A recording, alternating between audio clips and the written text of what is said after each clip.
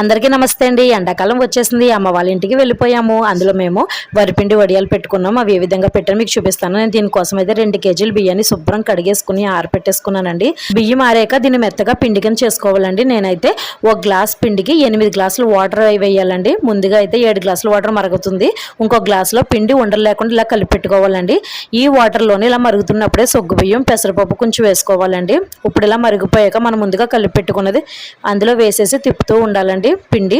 అలా వేసిన తర్వాత ఇందులో సరిపడినంత కారం ఉప్పు వేసుకోవాలండి. ఇదిగో మీకు చూపించిన విధంగా తిప్పుకోవాలన్నమాట. ఇదిగో చూసారా ఎంత ఈజీగా రెడీ అయిపోద్దండి. ఇలాగ రెడీ అవ్వగానే మనం మేడపైకి వెళ్ళి చీర వేసుకుని దాన్ని నిండా వడియాలు పెట్టేసుకోవడం ఎవరైనా చేసుకోవచ్చు అండి. చాలా ఈజీ ప్రాసెస్ అనమాట ఇది. కాకపోతే ఎండ బాగా ఎక్కువగా ఉండాలి. చూసారు కదా వడియాలు ఎంత బాగా వచ్చేసినాయో. ఈ వడియాలు తీసేటప్పుడు చీర వెనకాల వాటర్ వేసుకుని వడియాలు తీసేచ్చండి. చాలా ఈజీగా వచ్చేస్తాయి. ఈ చూసారా ఎంత వేపుకుంటే ఎంత క్రంచీగా ఉన్నాయో. మీరు కూడా ఒకసారి ట్రై చేయండి.